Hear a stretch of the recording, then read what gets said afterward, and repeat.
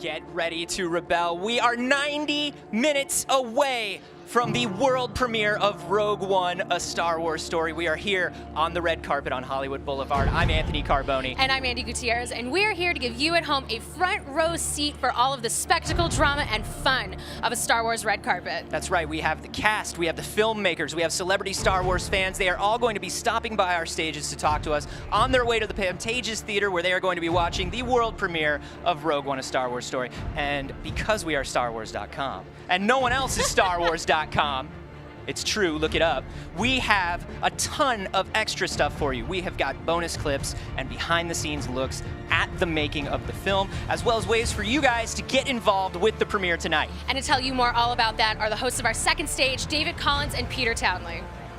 Thanks, guys, and hey, Star Wars fans, David Collins here, along with Peter Townley. We are just next to the Pantages Theater, inside the red carpet, where the real Star Wars magic is about to take place. Of course, we have the cast and crew of Rogue One and Star Wars celebrities and fans, all kinds, coming to get their picture taken by the paparazzi, and then stop by our stage to talk about what we all love to talk about, which is Star Wars. Our favorite subject, Star Wars. Everyone loves to talk about Star Wars, and just as an aside, I'm so excited to be here. This is my first Star Wars premiere. You were here for Force Awakens last year. This is my first time, and the energy is in the air, and I just feel like the place is very strong in the Force. Definitely, it sounds a little cheesy, but I gotta say it. And if you're at home and feeling it, tweet to @StarWars using the hashtag Rogue1, and you may see your tweet on the live feed.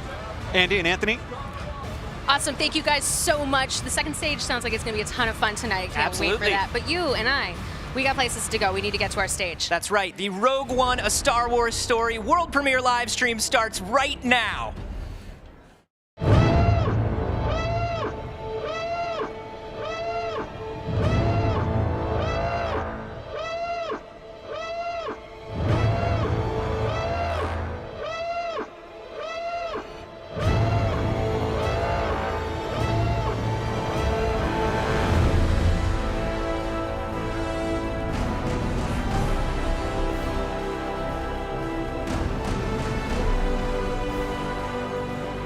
It all starts right now here on the red carpet. The energy here is absolutely insane. We've got the Mandalorian mercs behind us. Where the mercs at? We've got the 501st, we got the Rebel Legion. We've got Stormtroopers, we got TIE pilots, we got Rebels. We have all the amazing Star Wars fans that are here to share this experience with us. That's right. It's absolutely amazing to have all of the fans here on the red carpet with us this year. It's unbelievable. Are you guys ready? Another amazing thing we have on the red carpet with us this year is an actual X-Wing from Rogue One. Came to us from Pinewood Studios. Yep, the X-Wing here is the real deal. Used in scenes in Rogue One, and it is absolutely gorgeous. And I know it's coming home with me. No, it came all the way here. I don't think it works. And now it can come home with me. I don't think that's going to happen. This is my Star Wars story. All right, my cool. Star Wars story is a heist of an X-Wing. Me and the Mandalorian mercs, we're gonna take this X-Wing and we're going home with it. Well, while Anthony works up his heist plan, because I'm sure it's going to be absolutely brilliant, we have a little bit of behind-the-scenes footage to show you how that beautiful vehicle behind us ended up here on Hollywood and Vine. Check it out.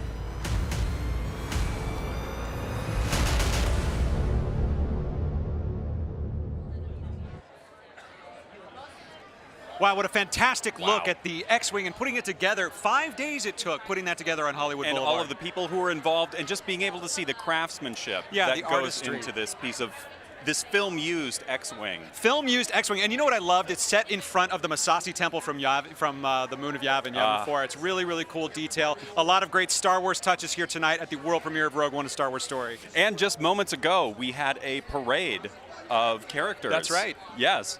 That's right, and you can see here we had characters, stormtroopers in full force. Those look like classic TKs. Yeah, from we got the some original. TKs. I don't see TK421. I don't see him. He might not be at his post. Oh, jeez. Yeah, that's okay. And behind him, it looks like we have some of the new stormtroopers. Of course, those are shore troopers. I love the design on these shore troopers. And the Death Troopers following up right behind them. Very, very cool. Very tall, those Death Troopers. Yes, very intimidating looking. Very cool. They came through here for the fans.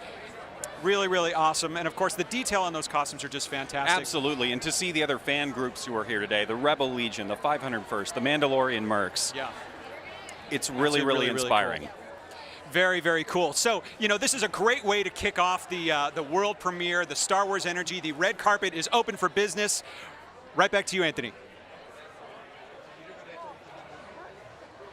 What's up, guys? I am here on the main stage with Wil Wheaton, actor, author, comedian, super geek. How are you, sir? I cannot believe this is happening. How nuts is this? It's crazy. I thought that there was a mistake when I was invited. I was like, oh no, they couldn't get someone in the seat. Are you kidding me? No, of course we want you here. Why wouldn't we want you? I'm incredibly excited, and this is like getting to come to any Star Wars premiere, but especially the Rogue One premiere, is the thing that, like, if I could get in the time machine and go tell 5-year-old me in 1977, guess what you're gonna get to do someday?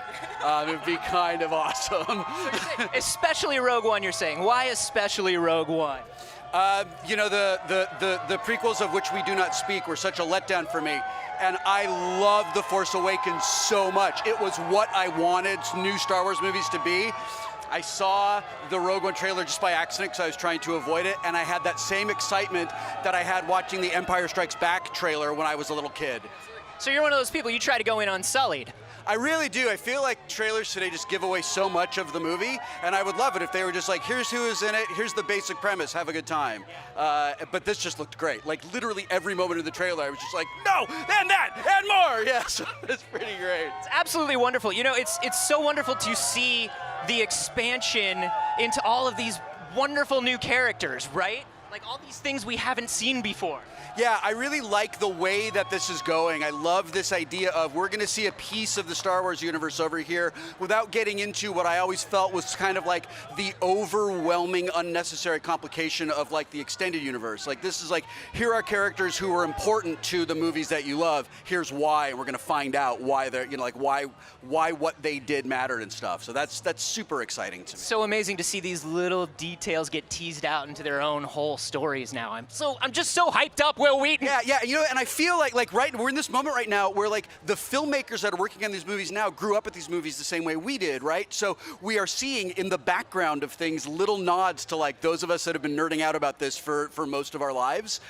So it's a challenge for me to like stay focused on the story, pay attention to the plot, and not be just looking for that one cool thing that's going to be in the background somewhere. Absolutely. Well, we're not going to hold you up any longer, man. We know you want to get in there and get to the premiere. But thank you so much for stopping by. It's so good to see you, man. Yeah, thanks. You too. It is an incredible honor to be part of this. I cannot believe that this is happening. Awesome, man. Take care. Yeah, thanks. We got more from the red carpet here in just a moment. Stay with us.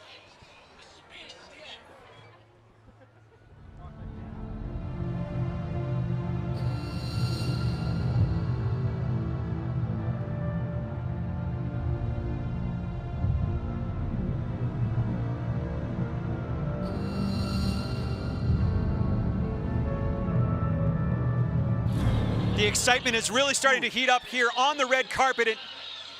Hold on one second. Peter, what are you doing? I'm just going to need a moment. I'm not going to be as eloquent as usual because I'm in an X-Wing. You're in an X-Wing? Yes. Right now? Yeah, I'm in an X-Wing approaching a Star Destroyer that's shooting at me, and it's a lot to take in. Okay, it looks like Peter is experiencing a 360-degree experience brought to you by ILM X Lab with the association with Verizon. It's called Rogue One Recon, and it's available for you to experience for yourself in 1,400 select stores nationwide. More of the Rogue One world premiere coming up. Stay with us.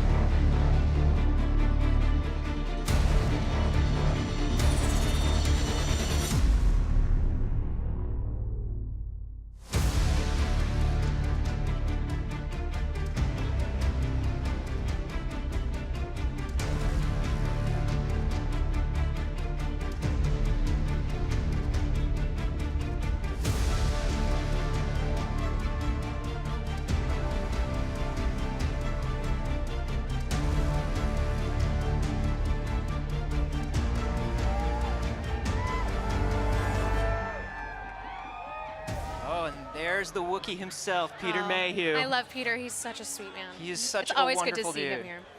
Last night, the cast of Rogue One stopped by Jimmy Kimmel and unveiled 2 never-before-seen clips from Rogue One.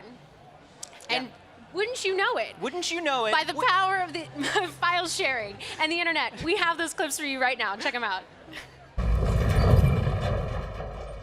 What now? I don't know. Must be another pickup. I thought we had everybody.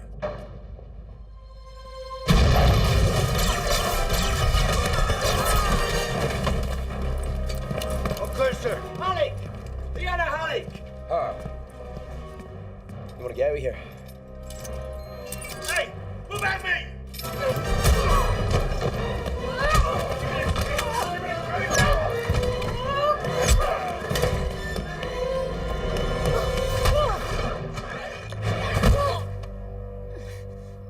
Congratulations. You are being rescued. Please do not resist. 10 degrees up. No! Noah! Are you sure this is the way? They have landing trackers. They have patrol squadrons. You've got to stay in the canyon. Keep it low.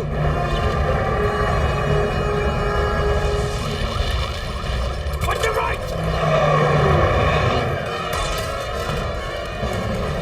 There's a 26% chance of failure. How much further? I don't know. I'm not sure. I never really come this way, but we're close. We're close. I know that. Well, now there's a 35% chance of failure. I don't want to know. Thank you. I understand. Now! Put it down now! The wind! If you keep going, you'll be right over the shuttle depot. Watch out! Hey!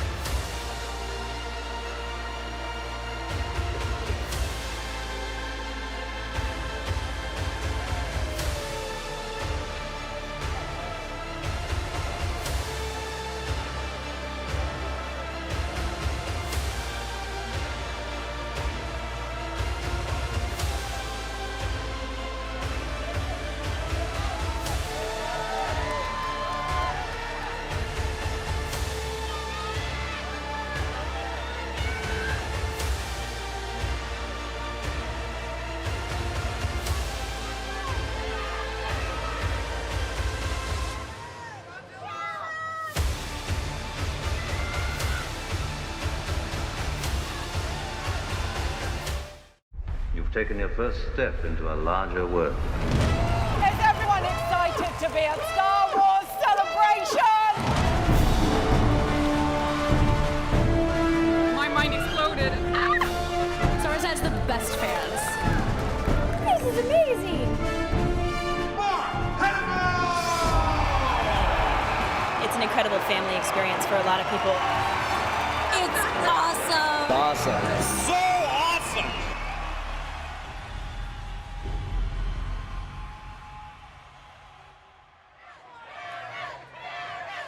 If you are a Star Wars fan and have not made it to a Star Wars Celebration yet, do it.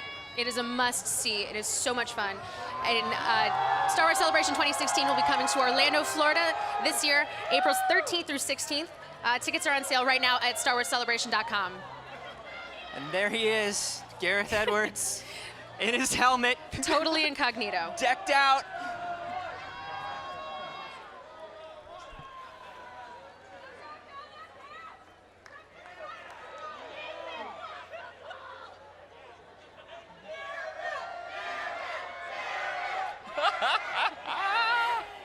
I love it.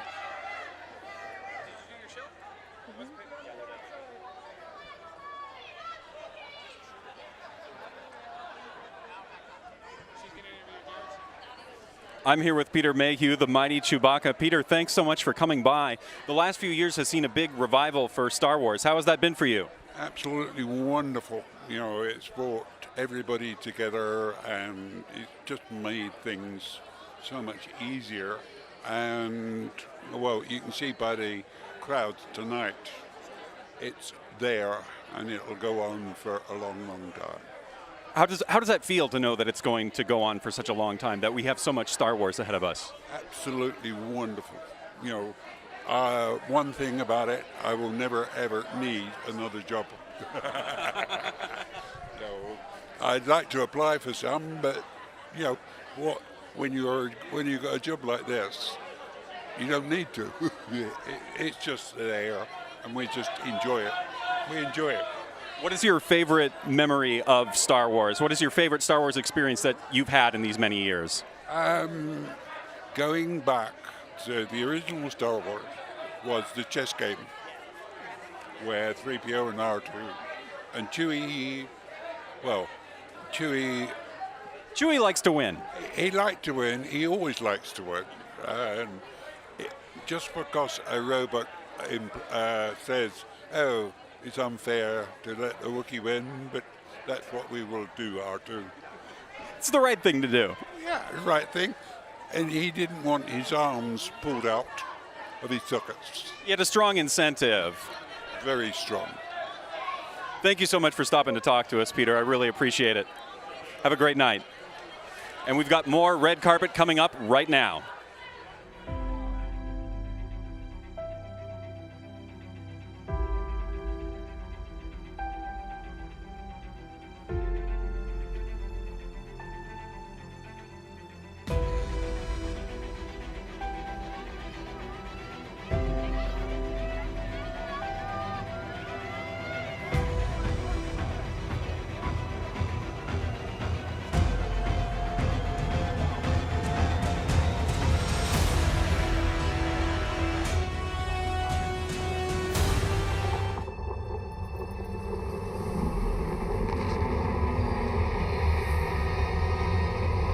December 16th. The odds are too great. We need to surrender. The most powerful weapon They've no idea we're coming. You're all rebels, aren't you? is hope. Take hold of this moment. The Force is strong. Rogue One, a Star Wars story. Rated PG-13.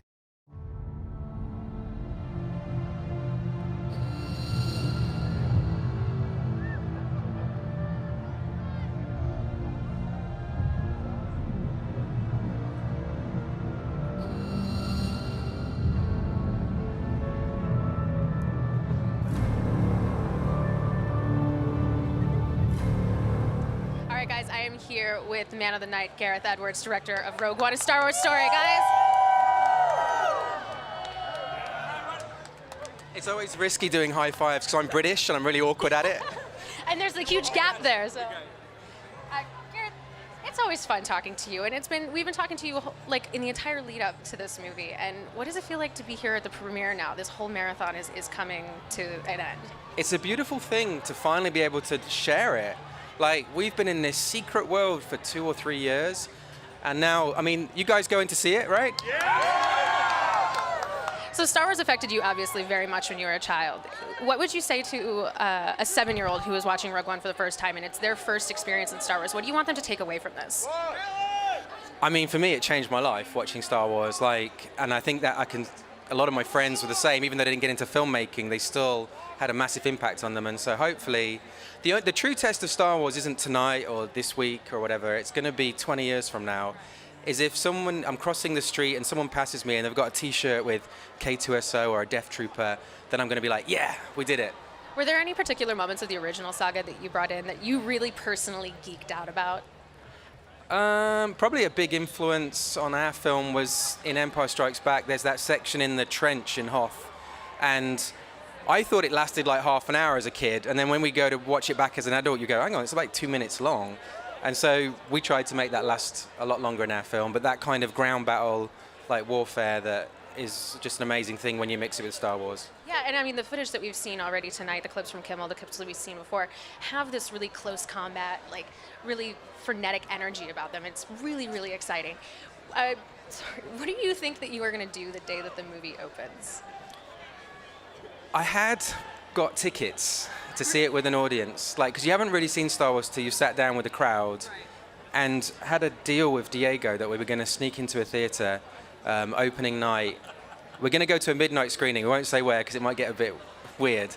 But we just want to sneak in and sit down and listen to everybody's reaction. And tonight actually is the first time, like we've seen the film a lot, but to be honest, we've never sat with more than 10 people watching this thing.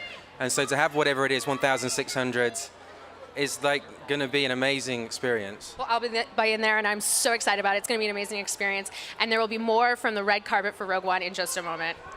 Thank you. Thanks. Cheers. Thank you.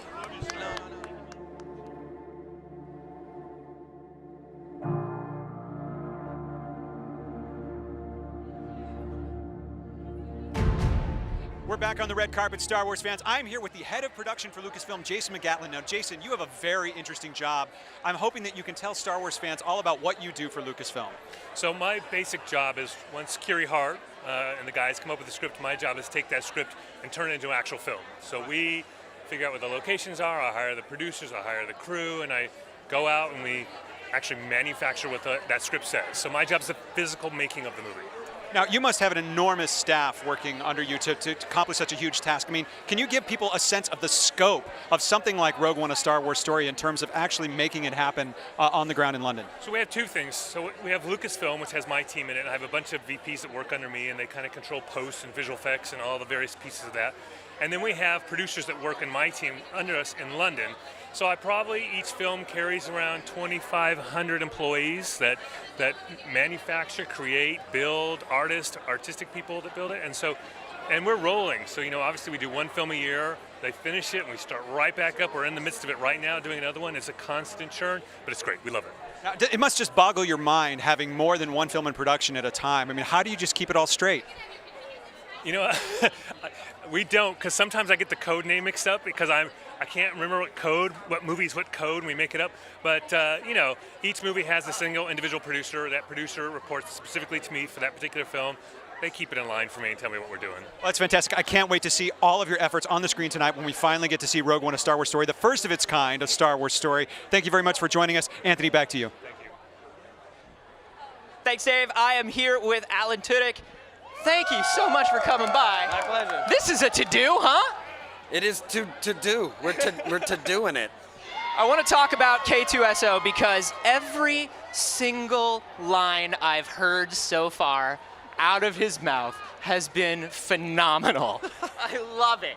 Yeah, he's a good guy, or a droid, I should say. He's funny. I think he's a good addition to the movie. I think you're gonna like him. But I like that you say he's a good guy and then you say he's a good droid, because we're really kind of like, we are learning new things about droids in this movie. We're looking at droids in a new way.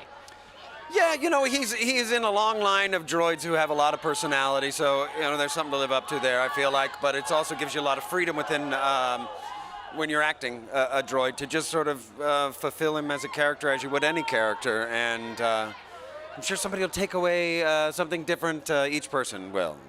I want to talk about stilts and walking on stilts, because I saw a picture of you. You're thinking mocap, and I'm definitely picturing you in a suit. Right. But you're also in stilts the whole time. How is that? It was fantastic. I was taller than everybody. I felt like I was lording over everybody. It's a status thing. It was pretty great. Running was difficult. I did need to run in sand a couple of times, and that was tricky. But it went really well. Who do you think had it harder, you on stilts or Donnie Yen blind?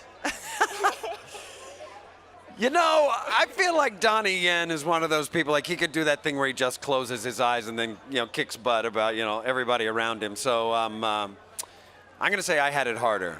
Yeah. Oh, it was awful. Oh, my God. What a terrible time. Yeah, Donnie, let me tell you, if Donnie Yen did Blind on stilts, then I'd think about it. But come on. Well, Alan, I am so excited to see the movie. Thank you so much for coming by. It was wonderful talking with you, man. Good talking to you, too. Yeah, enjoy the movie. Back to you, David. Cheers. Thanks so much, Anthony. I am here with the head of Story Group, Kiri Hart, and the head of design, Doug Chang. Wow, this is so much talent on the stage right now. Congratulations for making it here to the premiere of Rogue One, A Star Wars Story. Thank you. I'm just excited. You're very, very excited. It was a long road to get here. So much wonderful passion up on the screen. What are you most excited to share with the audience tonight? Oh my gosh, there are so many things about this movie that I love. It's impossible for me to choose something to say I'm most excited to share, but I think the fact that this is a really different kind of Star Wars movie and I think that it's something that tonally and visually is really unique. And I think it's the kind of Star Wars movie that I know for myself I've always wanted.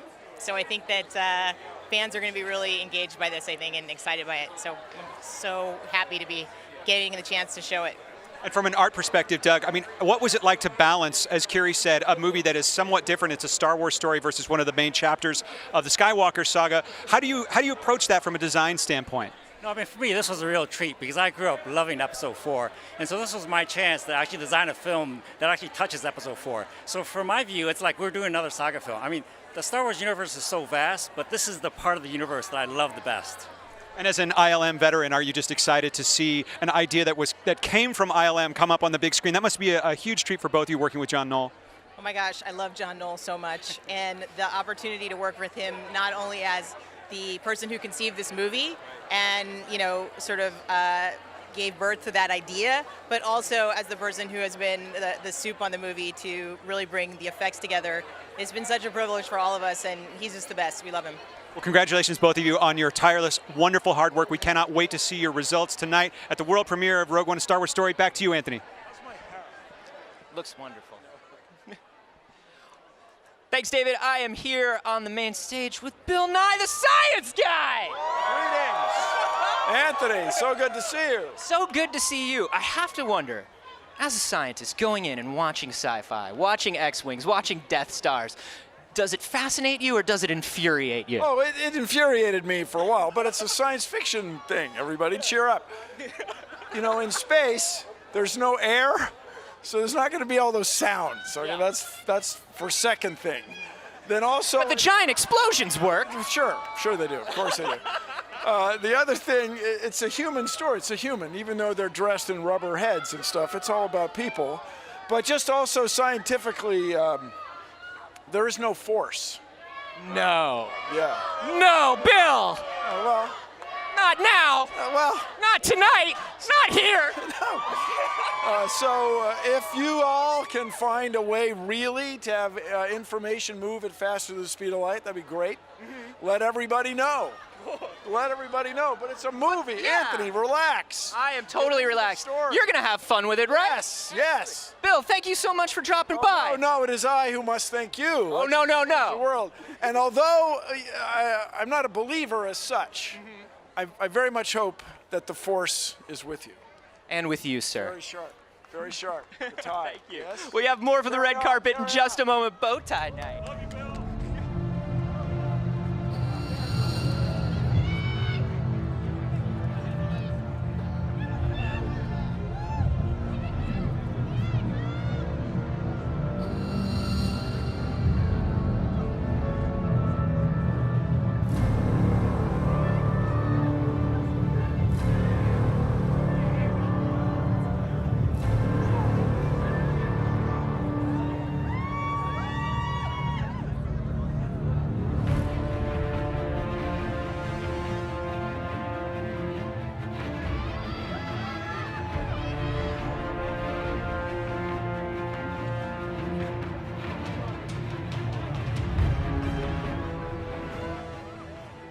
I'm here now with Riz Ahmed, who is Bodhi. Dude, this is exciting. What a night. This is nuts. This is so amazing to be here with all the fans. They've all turned out in costumes and memorabilia. It's a great atmosphere. Yeah, it's got to be a wonderful night for you, because let's talk about the journey to being in a Star Wars movie. 14 audition tapes I heard you did. Yeah, I can get a little bit obsessive about this stuff, but who can blame me? You know, I really wanted to be a part of this. I knew how special it would be, not only because it's a Star Wars movie, but because I think it's a slightly different kind of a Star Wars movie. It's something that is kind of its own distinctive flavor. Absolutely. So be a part of it. So this was on your end then. You were like, you do one and then you'd be like, no, I got more. Yeah, no, he definitely wasn't asking me to continue spamming him. That was definitely on me, yeah. Awesome. Well, let's talk a little bit about Bodhi. This is an interesting character, right? Because we've seen members of the Imperial Army before, but we've never seen somebody kind of like in the lower ranks here, a kind of a blue collar, like you're a jobber. You're like coming in day to day working for the Imperial Army. Yeah, I think it's something that hopefully people will be able to relate to, because it's not just people who come from an important family or who are politicians that make a difference in our lives. It's also just kind of blue collar guys and girls, average Joes and Janes that decide they can make a difference and are going to stand up for what they believe in. And in times of war, in times of turmoil, it's often down to the average person on the street to make a stand before you can make a difference. And you were talking about how you feel like it's kind of a different kind of Star Wars movie. One thing that I think is really interesting is, we always think about the rebellion and we think about the Imperials and we're like, black, white, good, bad. And we're seeing these shades of gray now. We're seeing that everybody in this war is a person. Yeah, and I think people are ready to see that, I think once audiences are really familiar with the Empire and the rebels, we can now kind of start having fun with that and messing around with people's perceptions a little bit. So yeah, I think this is something that builds on the Star Wars legacy in an interesting way.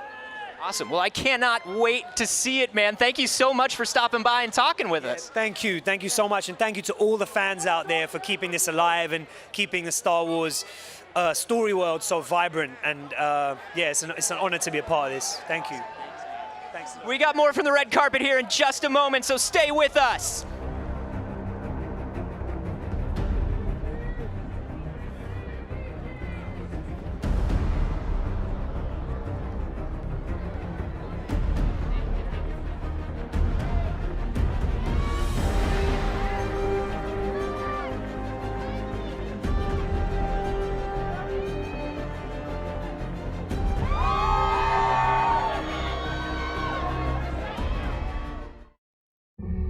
This is our chance to make a real difference. Are you with me? I couldn't face myself if I gave up now. None of us could.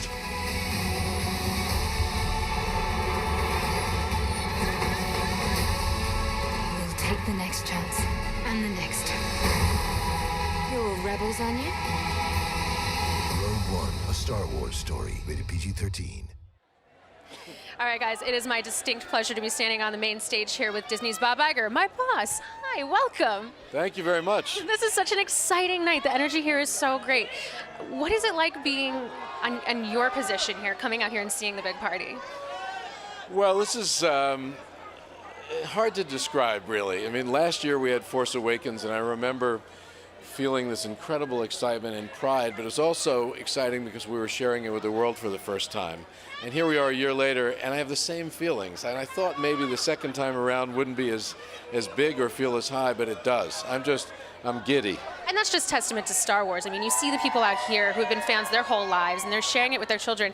What do you want people to take away from this film specifically? Well, this is a really special film because it's very much a Star Wars film, but it's also a very different film. It's different in tone, it's different in storytelling, it's just different. But I think what they'll take away is it is loyal in the extreme to what Star Wars is, but also a great film on its own. Awesome. Thank you so much for stopping by. We're all very excited tonight. And there will be more from the red carpet premiere of Rogue One in just a moment. Thanks.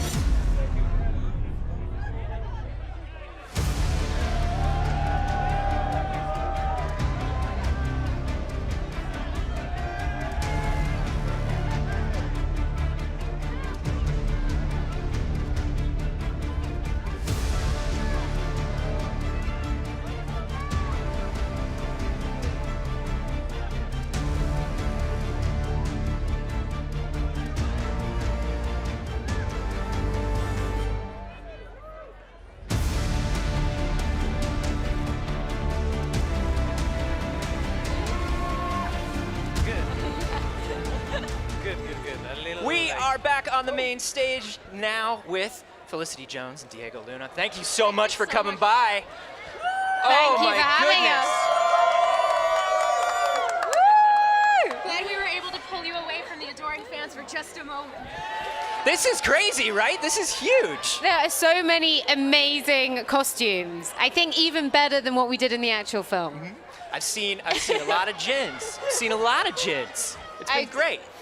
Jins, Radis, it's amazing.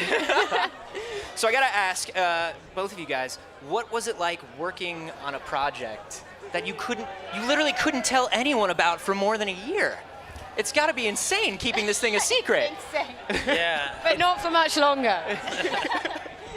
This is like this is like a day I've been waiting for a year and a half, probably. Like the day I can actually tell people what I went through, you know, how exciting it was, but also how difficult. And like I want to tell my kids who's who, you know. I became great friends of this person, but I cannot tell them because otherwise that will give something away. It's just horrible. You start to censorship your own, you know, conversations at home and lunch. It's ridiculous. And you have your family with you today. That's got to be such an exciting experience. My kids are there. The X-wing is just like they're like, bye, they Dad. Went crazy. We're gonna go check out the X-wing. Oh, you're cool, but thank you for giving us this opportunity. Now, see you later, basically. Now, you've been super enthusiastic and excited, Diego, throughout this whole press lead up here. Are you about to like explode right now? I am about to cry, but I really hope we're not doing an interview when that happens because I am very emotional today. It's an important day, and sharing this with the fans and with the crowd that has this energy and this love for the film, it's just makes you feel so special. Like we are in the right place. I wouldn't wish to be anywhere else but here tonight. So it's a wonderful moment. That's awesome. I want to talk a little bit about what was going on set. I know you, okay, I do Star Wars cosplay. We all do Star Wars cosplay here. It's not it's something we all do, right? Yeah. I heard you might have walked off with Jin's boots. Oh, yes. I heard maybe they're yours now. Oh, yes. They're now sitting by my front door. Her very own boots that I wore for 7 months as Jin. But we did. We loved it. We're such fans. So it would be very strange when we'd be in a scene and we'd be sort of shooting lasers at each other, and then they'd say cut, and we'd go, oh my God, this is incredible. This is kind of what you do when you're a kid. So it was great fun. We enjoyed every minute of it. It was awesome. And I gotta say, do you know the girl that plays the young you? Because she looks exactly like you. I know, even with the same teeth. Yeah. And we have very particular buck teeth. I like perfect casting. You guys did really well. And she's so cute. Did you get to meet her and interact with her at all? We did. And she has a really lovely little sister as well. And they're both very, very sweet. We'd be in the makeup trailer together, just sort of hanging out, getting our Jin hair done together. Very, very sweet. And she does such an excellent performance in the film. We can't wait to see it later. Thank you guys so much for stopping by. We're going to head over to Peter at the second stage. Lovely. Thank you. Thanks, guys. And I'm here with John Schwartz, the co-producer of Rogue One, A Star Wars Story. Thank you so much for coming by. Now, you've worked with Kathleen Kennedy for a long time, and when she became president of Lucasfilm, you came over. How's that journey been for you? It's been amazing. I was Kathy's assistant for a number of years before she came to me one day and said, George Lucas has asked me to take over Lucasfilm. Would you come with me? And that was the easiest yes I have ever said in my life. And it's been amazing so far. I've gotten to be involved with The Force Awakens and now with Rogue One. So I've been a co-producer on the last 2 films, and it's just been amazing to continue to work with her and to work on these movies that I love. I'm a huge fan myself, and hopefully everybody else will love it too. How is doing production on a Star Wars film different from the other projects you've done? With any movie that you do, it's very, very different, and the process changes depending on how the director works and the story that you're telling and what the story needs. So The Force Awakens, the anticipation was so high. We were creating very, very new things, and with Rogue One, we had a lot of details that we already had to work our story into, but we wanted to invent the journey to those details that everybody knows in a way that was unexpected and very fresh. It was very, very different approaches to 2, very cool films. And so what are some of those details that you have to work out when the outcome is kind of known already? We sort of know where it's going. One of the first things we did on Rogue One was we made a reel of everything in episodes 3 and 4 that we had to stick to as we were telling our story, all the little rules that were already set out by George in the other films. And so we watched that religiously, and we kept thinking, okay, well, we can do this, but does it violate that? And it was really important to us to make sure that we weren't breaking anything in the other films as we were exploring big story ideas in Rogue One. Well, we can't wait to see it. Thank you so much for stopping by, John, and we have more from the red carpet coming up right now. Back to Anthony. Thanks a lot, Peter. I have got Donnie Yen with me, playing Chirrut Imwe. I got it. We just had Alan Tudyk here, and I said, who had it harder? Donnie Yen blind or you on stilts? And he said Donnie Yen can do more blind than I can do. It's really, really tough. I tell you, it's not just being blind, right? Acting blind. It's the contact lenses you put on is really uncomfortable, and I gotta take them off like every 20 minutes just to walk around. Because they're like the full size of your eye, but this is the second. And it also is very blurry. It's not like I can see very clearly. So when I fight, you gotta feel it. You can't really, you gotta be safe at the same time. You know? A lot of trust goes into fight scenes, I guess. Yeah. But this is not the first time you've done something like that. You played a blind fighter in Hero as well. Actually, I haven't. No, I thought you had. No, this is the very, very first time I played a blind character. So at first I thought it was a lot easier, but then of course, I dig a hole in for myself. Yeah. And I want to say, looking at Chirrut, these are some archetypes that we see in martial arts movies and action films a lot. We see the warrior monk, we see the blind swordsman. What's different about that sort of character in a Star Wars movie as opposed to some of the movies you've done in the past? One single thing. He gets to say the coolest line in any movie. May the Force be with you. I mean, how cool is that? You can't beat that. Absolutely. That's amazing, man. Is there anything about your portrayal of Chirrut that you're particularly proud of? Something that you're like, yeah, man, I nailed that. I think being the first, Chinese actor in the whole Star Wars family and the Star Wars universe, I feel really honored, just being part of Star Wars itself, I'm finally a cool dad, and I can't wait to see how everybody's respond, but I'm sure they're gonna love it. Yeah. You guys are pretty sure you're gonna love it, right? Yeah. Donnie, thank you so much for coming by. Enjoy the movie, man. We got more from the red carpet here, so stay right with us.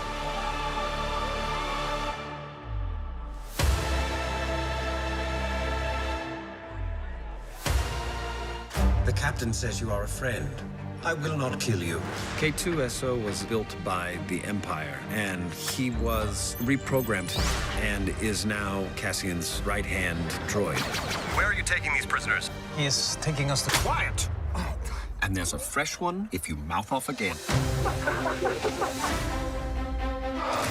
I've heard him described as the anti-C-3PO. I do not like her.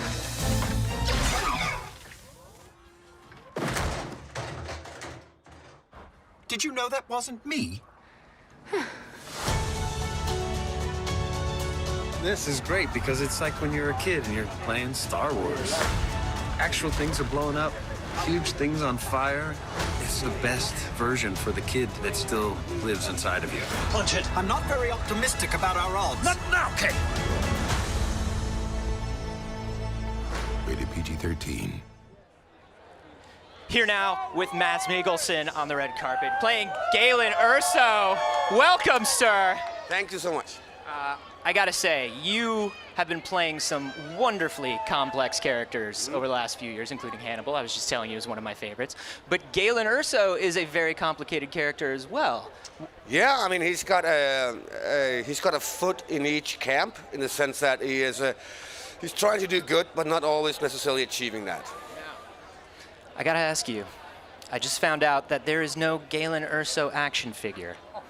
How does that make you feel? It's a brutal thing. It's very brutal. But then again, I got a Death Star, right? So who needs it? That's true. And there is a very lovely Hannibal figure. That as well. I gotta know, kind of this whole thing kind of comes back to being your character's fault. Everything is kind of on Galen Erso's head. What is that like? Yeah, I think that he's going to go down in history. Hopefully for a guy who tried to uninvent something, but it was too late. So hopefully he's not going to be hated. Let's put it that way. Yeah. A kind of an attack of conscience, huh? Yeah, that's how I see it. I mean, it's a little Oppenheimer there, you know, somebody who's realizing what he's actually doing, but he can't stop himself.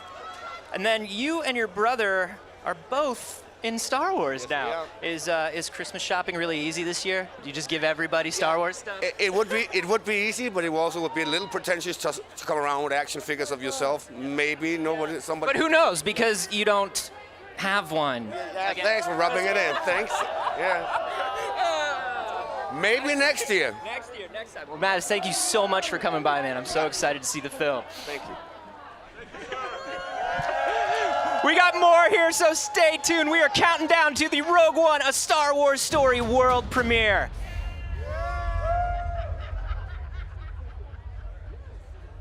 The whole world has come undone. Oh, it's beautiful. Nothing will stand in the way of the Empire. The power that we are dealing with is awesome. The time to fight is now. Would you like to know the probability of failure? It's high. It's very high. Rogue One, December in 3D.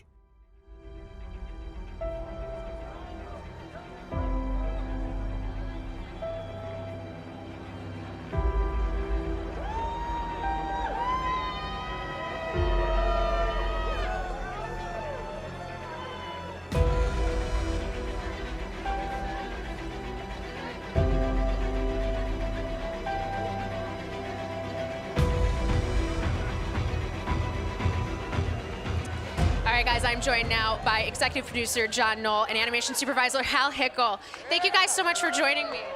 So from everything that we've seen so far, the effects in this movie are absolutely gorgeous. Oh, thank you. What has it been like working on, a new chapter in an older era that we've already visited? Oh, it's a lot of fun. I mean, the designs of the original film are so great, and it's been really fun to kind of do a little bit more modern take on some of that same stuff. It's super exciting. And Hal, you worked on the prequels, and now you're working on this new chapter. What has it been like for you? What's different? What's the same? I think just being able to work on a film that's in the point in time in the Star Wars timeline that's right before Episode 4 is just super exciting. You know, the X-Wings, the costumes, the sets, all the legacy stuff is so exciting. And then bringing something new on top of it is just great. It's kind of like getting to be a kid again, but having a bank account to make it all better. Full circle, yeah. And John, leading up to this, the past 4 years, leading up to Rogue One has all been kind of your fault and your pitch to Kathy. Yeah, I'm afraid so. If you don't like it, you can blame me. What is it like finally being at the premiere now? It's crazy surreal. It did start off as just this sort of goofy idea I was pitching to a couple of friends at work, and it sort of snowballed until, it is hard to believe. It's a big snowball. Yeah, crazy, yeah. And how does a movie change when you add the animation and effects? How much of the finished film is tweaked after you shoot it? There's a lot of work that goes on after shooting's completed, but for instance, K2, the foundation of that character is really Alan Tudyk, and we worked really hard to preserve his acting choices and his comedic timing, and then build on top of that and sort of work together with him to create that character. So it's a team effort. It's always a team effort. And K2's absolutely super cool. The design, the animation, he has so much life in him, and I'm really excited to show him off a little bit more. Sorry. Is there something from the film that you look back and many months, you guys work hard on this one element, you spend so much time making it perfect, and then it's gone in a blink of an eye? Yeah, well, I don't know if we can. There's a scene that we've worked on for like close to 2 years now, and it's about 2 minutes of screen time, but we're very excited. It's a huge undertaking, and I'm so glad that it's finally here. Thank you guys so much, and congratulations on all your work. And we'll be back with more from the Rogue One red carpet premiere in just a second.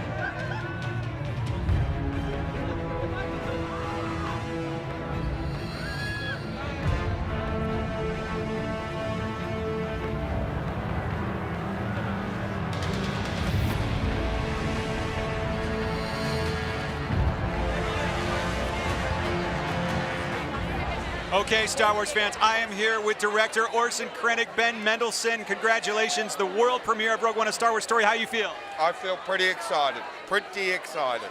Now, how does it feel to represent the Empire here? I should hide my pin, Yeah, I thought. noticed your little rebel leanings there. It's unfortunate. It's a sign of immaturity, I think, but you're young. Well, rebellions are built on hope, so I'm starting small, you see. That's how these things start. That is an appropriate place to start in this rebellion. Hope is very, very small. That's right, and you like to keep it that way. I do like to keep it that way. We want peace and order in the galaxy. That's right. So now tell me about playing a villain. You're obviously able to really sink your teeth into this part. Are you the hero of your own story? What is it like playing Krennic, and what did you want to bring to the role in terms of that integrity? I think, yeah, they are the hero of their own story, I think, villains. And I just wanted people to feel him, you know, in whatever regard that is. I wanted them to feel him, you know? Yeah, sure. And you have a great sense of humor, obviously. Are you able to kind of bring that humor in a certain way to parts of Krennic? Yeah, it's there. I mean, there are little touches, but this is a much harder edge Star Wars film. So the humor is there, but it's very, you know, hopefully delicate brushes. Fantastic. Well, we're so glad to see you here. Congratulations on the movie. We can't wait. We're just moments away, and we have more of Rogue One: A Star Wars Story premiere coming right up.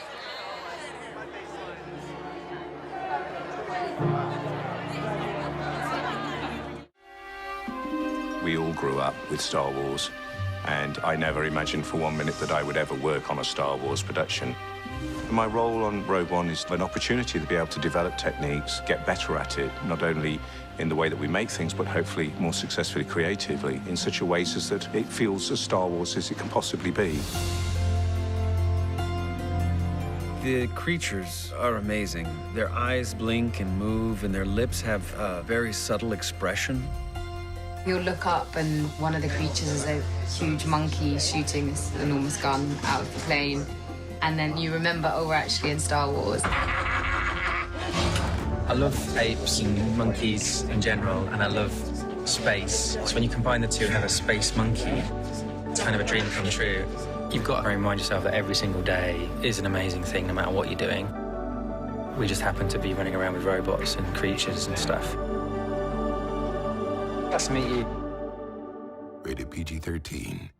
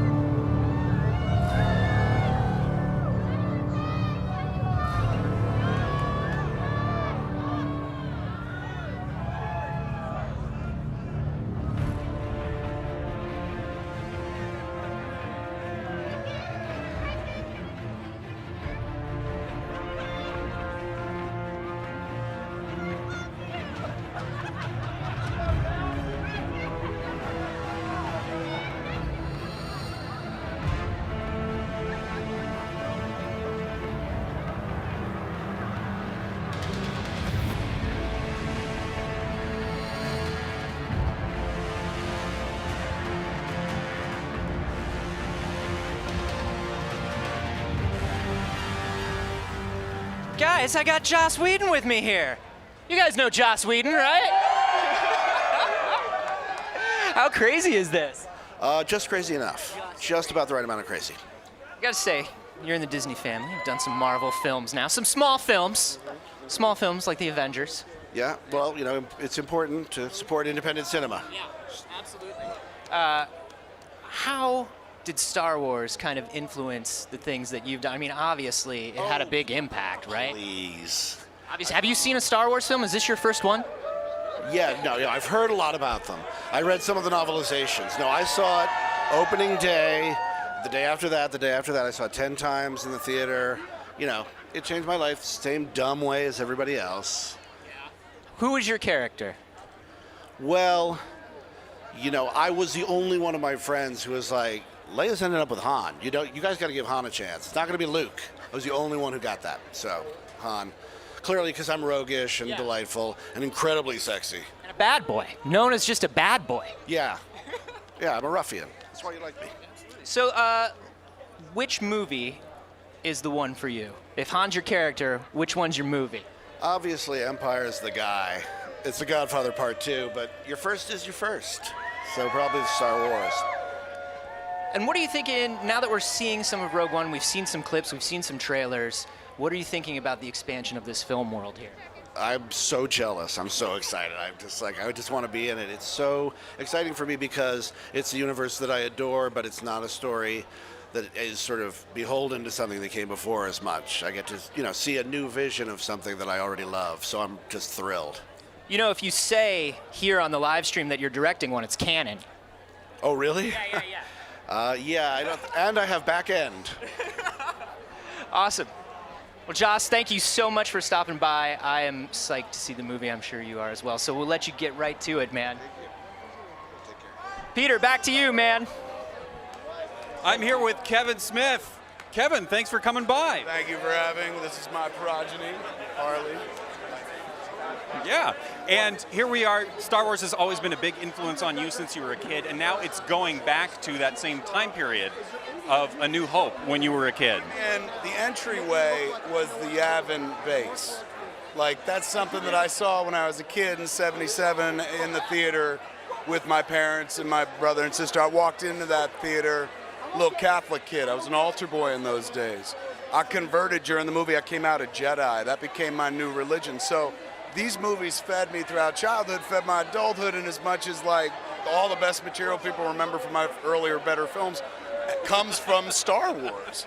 So the fact that they're making new and that we're going to get one every Christmas now is just phenomenal. I'm glad we live in this weird parallel universe where Star Wars came back and is never going anywhere ever again. And it just keeps getting better. I feel like the people who make Star Wars now at Lucasfilm have such love for it, and it's so obvious in the way they make the films. Clearly turned it over to a generation that was raised watching it and inspired by the magic, and now they call the shots, man. I look forward. This is the guy who directed Godzilla, right? That's right. I look forward to this, man. Everything I've seen so far looks awesome. I like that dude's story. He was the dude that came from Monsters. Is that first flick he made where like he shot footage and stuff and then put it together? They do some indie film. Like they're pulling the director of Episode 8, Rian Johnson. He's from indie film. Like they're pulling these directors from indie film. It's kind of awesome. We have Miller and Lord doing Han Solo.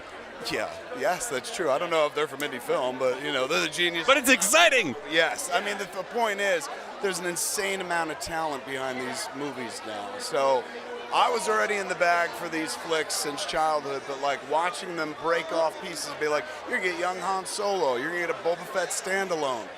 This is everything I dreamed about. It's tough to not be emotional. Yeah. I'm gonna try to keep it together because I don't want my kid to be like, did you cry about Star Wars? It probably happens a lot though. No, I tried to lay a bun it up, I don't have enough hair, but hers kind of worked. Thanks so much for coming by, Kevin. Really appreciate it. We're all looking forward to seeing the movie. Excellent seeing you. Yeah. State your name for the record. Jyn Erso. Forgery of imperial documents, possession of stolen property, aggravated assault, resisting arrest. Can you be trusted without your shackles? Yes, sir.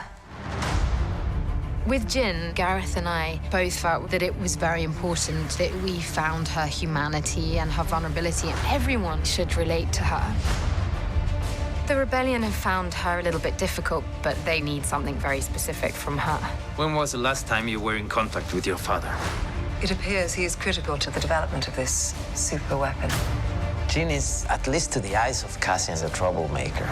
But then he witnesses that she's a real hero and willing to risk everything. If my father built it, we'll find him and bring him back.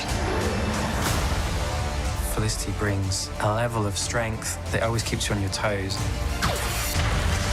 You wanted to win. Oh my God, this is Star Wars. This is insane.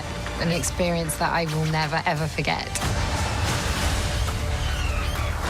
May the Force be with us.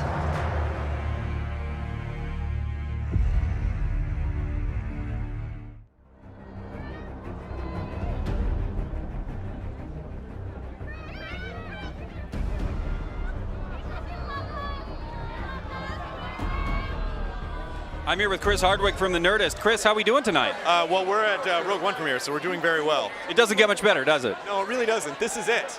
If you and I just simultaneously vaporized into the universe... All worth it. All worth it up to this point. The anticipation, the excitement. This is insane. It's so good. The X-Wing out front, it's kind of incredible. A million pictures with it. Oh, absolutely. It's hard not to.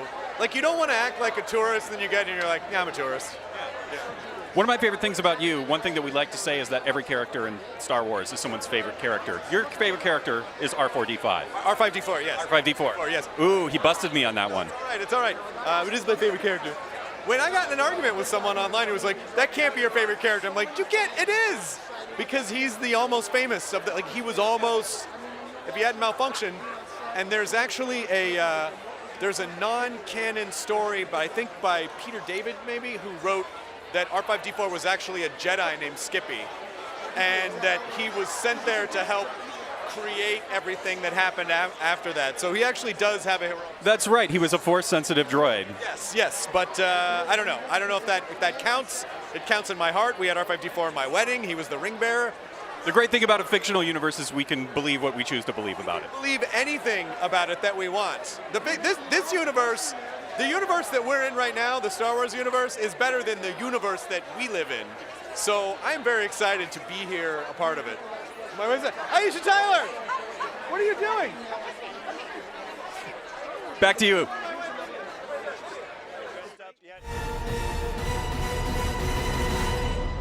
Who's in charge of the mic? Am I taking one of these? Yeah. That seems right. And dangerous. Okay, we are here on the stage. We got Gary Whittle with us. We got Chris Weitz with us. We've got Simon Kinberg with us. We are packed. We are surrounded by Star Wars creators, and it's really, really exciting. This is. I agree. So I gotta say, like, it's gotta be amazing to just be sitting there, like, working on the story. At what point were you just like, oh, I'm writing a Star Wars?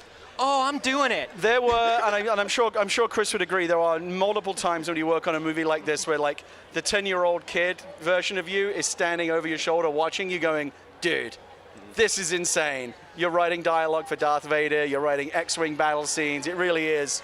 I can't overstate it enough. It's absolutely the greatest creative privilege in my life to be able to contribute a part of the Star Wars legacy. I mean, what can I say? Just absolutely amazing. You've been fun to follow on Twitter through this whole thing too, yes. Because you tweet like a Star Wars fan. I do. I am a Star Wars fan. You went to the mall and you were like, hey, they won't let me buy all these Jyn Ersos. If somebody can get down here now, there's like 3 of them left. I know. I was actually I almost got into a fist fight with a guy in the Star Wars aisle at Target over the last K2SO. I almost had to pull rank on the guy, but I would have felt bad doing it. That's amazing. Do you guys think that it is more of a blessing or a curse to be returning back to the original point in the story that we all fell in love with? Oh, it's so exciting because we get to write the bit that leads right up to the thing that we loved in the first place. I can remember being 7 years old and seeing Star Wars for the first time. It wasn't called Episode 4 yet. And to get to write the crawl is the best assignment there could be. Sure. None of you, I mean, you guys are all, no stranger to creating in Star Wars. Do you have a favorite character to write for?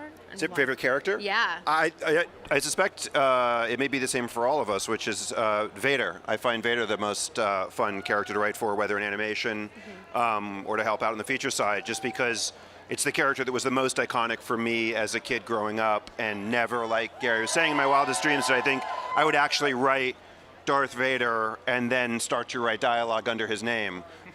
So that for me is the most exciting. I used to do that all the time as a kid. They just wouldn't pay me to do it. My answer is slightly different, actually. My proudest character that's in the movie is Mon Mothma. I'm so thrilled that Mon Mothma's in the movie. I put her in the original version of the script, and when the first trailer dropped and people went, it's Mon Mothma, I was like, oh, thank God. People love her as much as I do. That was such a, and it's the, Genevieve Riley, the actress from the prequels, that she just aged perfectly into the role and just looks incredible. Yeah, Mon Mothma is my answer. But we have so many new, that's the fun thing. They think that the great thing here is not about the kind of legacy characters, but so many new great characters that we've added to the canon. Chris, with characters like Chirrut and Baze, who he brought to the story, just amazing.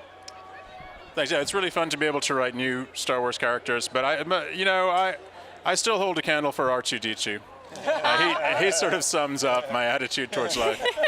And he's got quite a personality. Well, thank you guys all so much for stopping by. Congratulations. And Thank we are you. going to head over to the second stage to meet up with Dave Collins. I am so excited to be here on the stage with composer Michael Giacchino. Michael, you are now doing the first ever huge Star Wars theatrical release as a composer. What was this experience like for you writing music for Star Wars? Well, it was a bit of a blur because, I mean, as you probably know, I came in late in the game and I had about 4.5 weeks to do the whole score. So I didn't really think much about it other than, oh my God, I just have to do this. And I just let my 10-year-old self take over and just go for it. And then it was at the sessions, I remember we started the whole session off, we played the Star Wars main theme with the orchestra, just to warm up the orchestra. Just as a warm-up. Warm up and test microphones and everything. And as that music was playing, I was like, oh my God, why did I say yes to this? Oh my God, what if I messed everything up? Oh my God, what am I doing here? What's going on?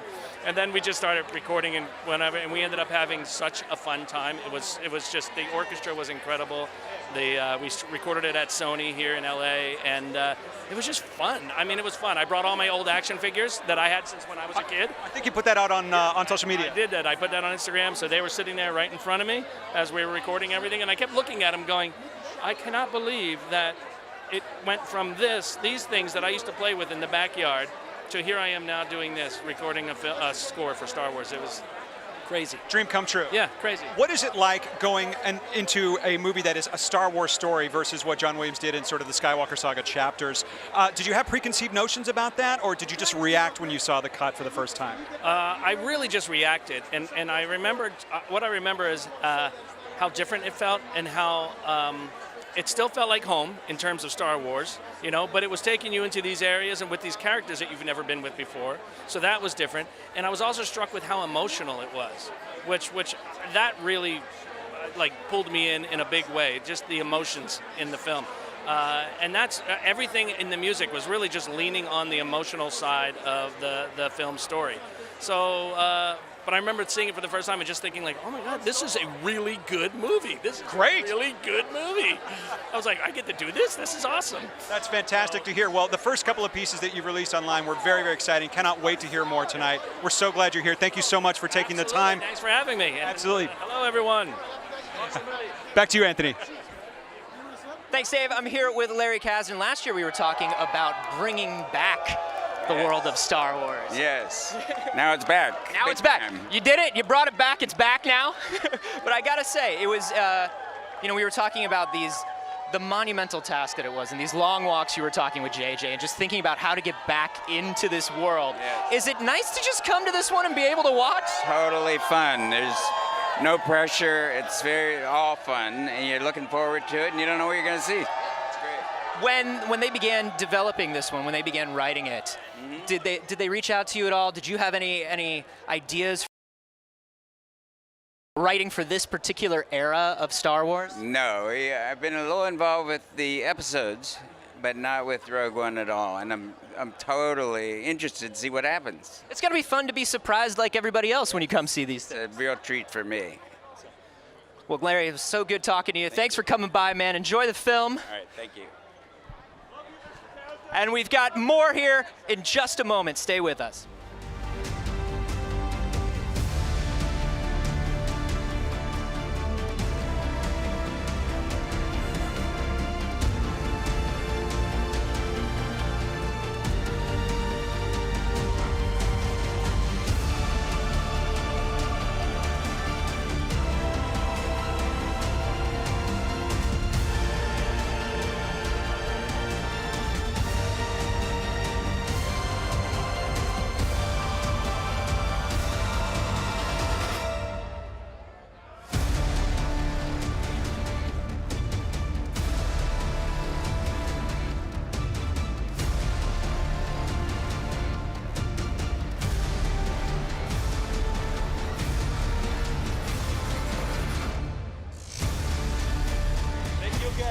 All right, guys, I am joined right now by a good friend of mine, Dave Filoni. Dave Filoni, Clone Wars, Rebels.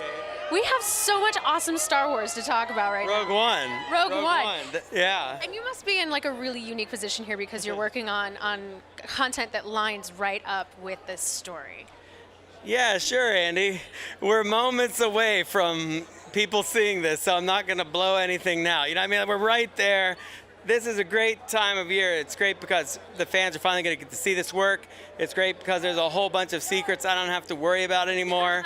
So I love that, and this is great tonight. I love seeing everybody here. It's awesome. I know Anthony was just talking to Lawrence Kasdan about what it must feel like to be able to just kind of sit back and be like, this one's not up to me, and just enjoy it. Yeah, I mean, I guess, sure. I always feel a bit involved here and there, you know, because it's a Lucasfilm thing, and we love Star Wars there, and I think that really shines through in everything going on. The people working on this movie, you know, starting with John Knoll, have been a part of Lucasfilm for so long, and this movie means so much to them, the work on it. They've done fantastic work. Gareth has done fantastic work. Everybody's just involved. I couldn't be more proud. I'm so glad to know these guys. It's just great. I'm happy for them. Awesome. Well, the energy here is absolutely insane. We have some very enthusiastic Mandos behind us. Thanks, man. It's always so much fun to come to these events and share it with the fans and share the enthusiasm. You let the Mandalorians get right behind you. That's I brought my own security detail. a very bad idea, you know, because. Oh, I love my kit. I thought he said kid for a second. I was like, wow, okay. No. We're learning all kinds of things tonight. Fun That's fact, great. these are the Wolves of Mandalore. I know. They built my armor. They're wonderful people. Wolves on my socks. So there you go. For you guys. Well, while we geek out with the Mandalorians just a little bit more, we're going to head on over to the second stage to meet up with Peter. All right. Hi, I'm here with Rain Roberts from the Lucasfilm Story Group and filmmaker Benjamin Dickinson. How are you enjoying the premiere so far, Ben? It's great. We've been standing in a lot of awesome lines. Really awesome lines with really awesome people in them. Lines. The best lines. So how does it feel to be this far along with Rogue One, to be about to the point of showing it to an audience? It's surreal. Like I can't believe it's finally being shown to everybody after so much work. I'm so thrilled. Now, I know from interviewing Rain before that her favorite character is Darth Vader because of the redemption story. Benjamin, do you have a favorite character or moment from Star Wars? You're really putting me on the spot there, but there's something about the ice planet Hoth, the opening sequence of Empire Strikes Back, that just evokes in me such glee. And I think it's, for some reason, the moment as he's passing out that Obi-Wan appears as an apparition, because they're just kind of stepping up the amount of telepathy that happens, you know, in the series. Like a ghost shows up. Yeah, exactly. And you're like, oh, there's ghosts in Star Wars too? And George Lucas is like, there's literally everything in Star Wars. So I think there's something. I love that. Yeah, me too. Yeah. Everything is in Star Wars. Everything. Let's get back to the red carpet. Thank you so much.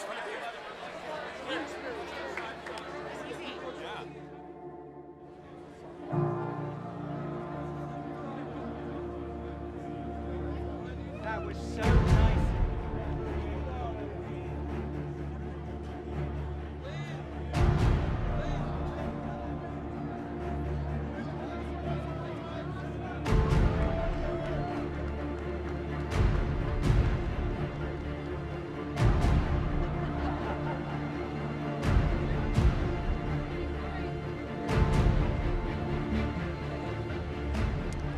All right, guys, I would like you to help me welcome to the stage Ms. Kathleen Kennedy. Thank you so much for joining us. It's always so great to see you. Thank you. So I have to ask, with Daisy in TFA and now Jyn in Rogue One, do you think we're finally getting to the point where having a awesome, tough female lead is just as normal and as acceptable as a male? You know, I think what's nice is that we're getting to a point where we're just having really great actors play these roles. Just really wonderful characters. I think that's what I hope for, is that we don't even have to talk about this. You know, it's great for women, but it's great for everybody. And the whole cast here is just a really, really awesome collection of really interesting new characters that we haven't quite seen before. That's very true. And is there something, what would you like fans to walk away from this movie with? You know, I think that what I'm excited about is that as we expand Star Wars, we expand our characters, we expand our cultures, and we represent the world. And that's my long-term dream on this. Now that you're 4 years into this new chapter of Star Wars, this new journey, what has changed for you? What have you taken away from it? Oh, you know, it's funny, I haven't even really had a chance to come up for air quite yet. This is just the second movie, and we've got episode 8, which we finished shooting, and we're about to start the young Han movie, so I need a little bit of a break to step back and take it all in. But it's always good to come to a nice, fun party and celebrate it. Yes, it is. You're no stranger to blockbusters. Were you a little bit surprised by the tremendous success of The Force Awakens, or was it just... No, absolutely I was. I mean, that took us all by surprise. I mean, there was a lot of pressure that it be a success, but to end up doing the kind of business it did all over the world, that was amazing. What's different about this film here? You know, I think we're taking a risk. I think, you know, the great thing is if we're going to keep Star Wars alive and we're going to make it interesting for the fans and frankly for ourselves as well, we have to keep pushing ourselves, and we have to keep pushing those stories and finding new adventures and finding new technology and great new characters. So I think it's different in a lot of ways. And I'm really excited to see this one, and the future is so bright for Star Wars. And we are going to head over to David on the second stage right now. Thanks. Okay. Thank you. I'm here with the chairman of Walt Disney Studios. This is Alan Horn. Alan, please tell us in your opinion, what is so special about this movie that we're about to see? I think this is a unique brand. The Star Wars, derived from the Lucasfilm company, but the Star Wars brand resonates both with new, young people, the younger generations, but also there's a nostalgia factor for those who have loved this franchise for decades and decades, going back to George Lucas's first debuting of it in 1977. So for our company to have the Walt Disney Company have this franchise as part of our great repertoire is very exciting for us, and it stands next to the Marvel people and the Pixar people and Disney Animation and Disney Live Action. It's such it's a wonderful place for us to be in. What are your thoughts when you come here to a premiere and you see the level of enthusiasm that the fans outside have, that celebrities have, even that aren't involved with it? What goes through your mind as someone so responsible for Star Wars?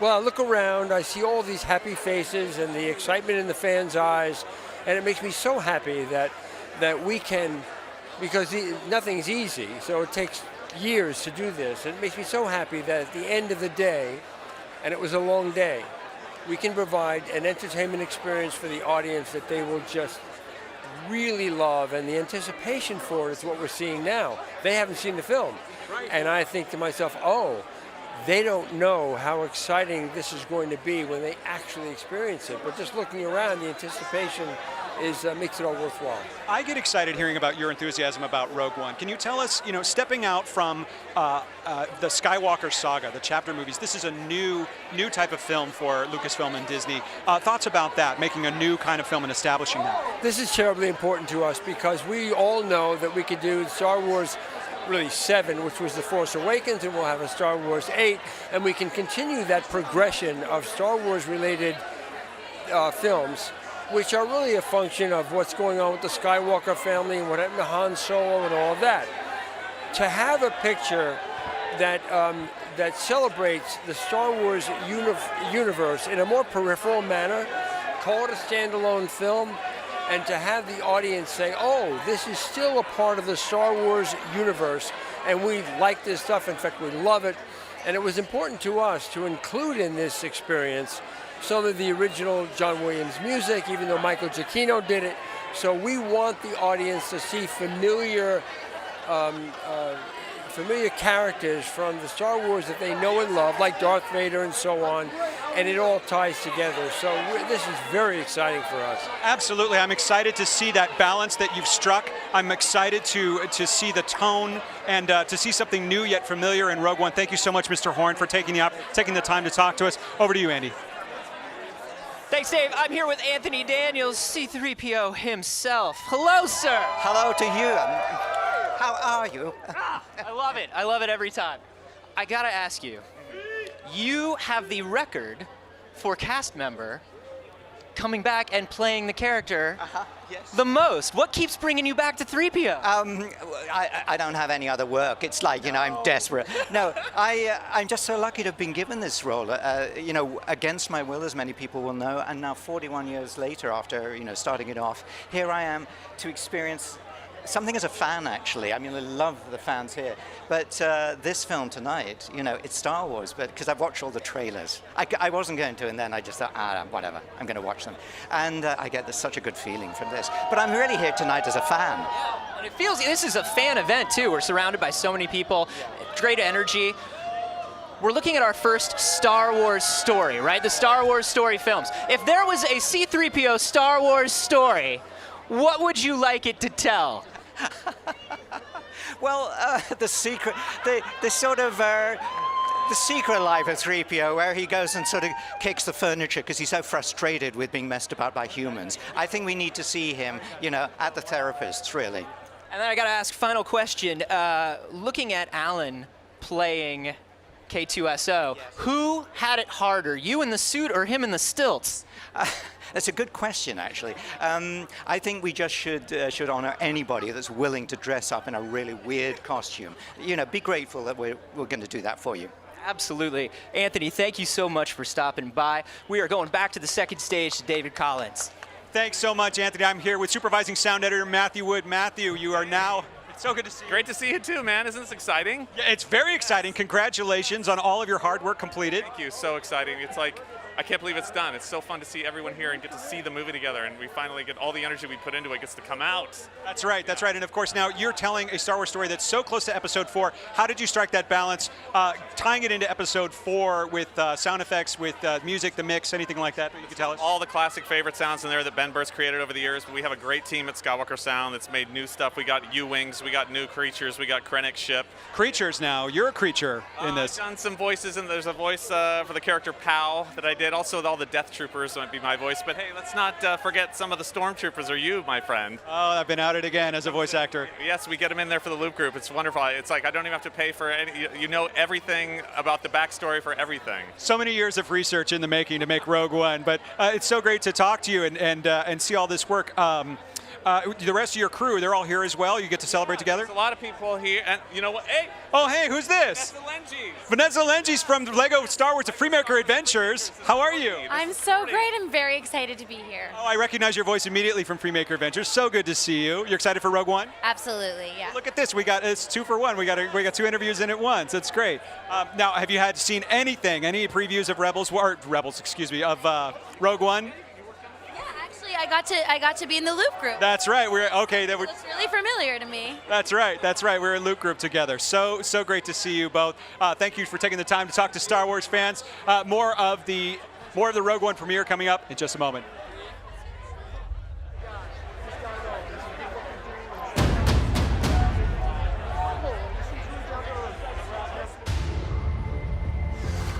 You look at Star Wars, and classically, each planet is its own ecosystem. Tatooine was a desert planet, Hoth is an ice planet, but there's never really been a paradise planet. Gareth wanted Scarif to be a beautiful, bucolic place. Blue emerald water, desert islands. I don't think anyone's ever filmed here before in the Maldives, like nothing like this. Action!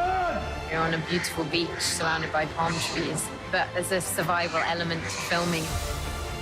And also there's a really nice spirit amongst everyone. There's a togetherness.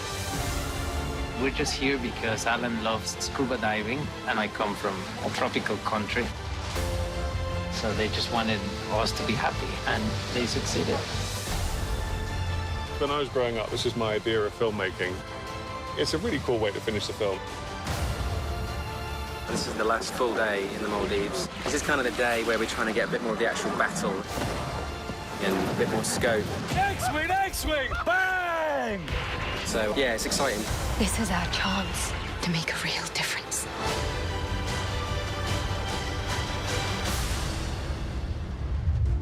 That's like the 2 most amazing things in the world combined. It's like paradise and Star Wars. Rated PG-13.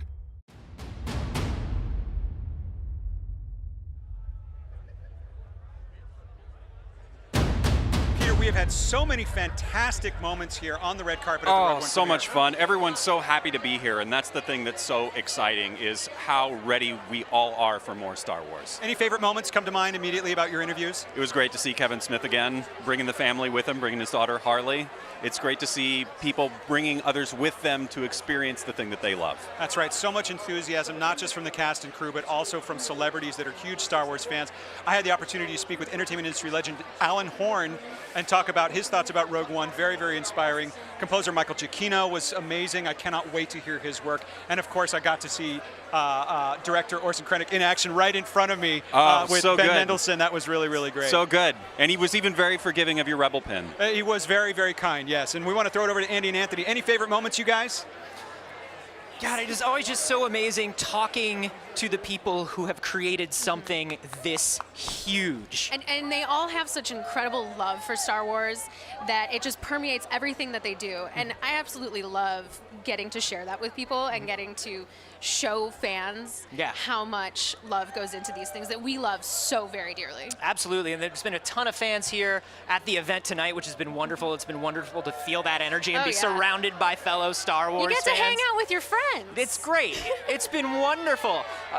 We are about to head into the theater right now, but we want to show you some of the highlights from the live stream tonight. Remember, Rogue One, A Star Wars Story in theaters December 16th. We have got to get into this theater.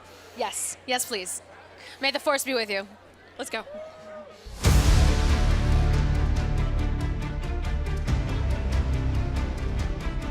It's crazy. I cannot believe this is happening. I wouldn't wish to be anywhere else but here tonight.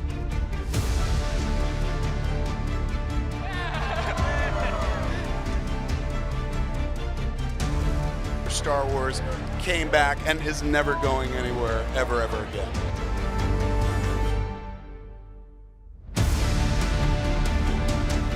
The humor is there, but it's very, hopefully delicate brushes.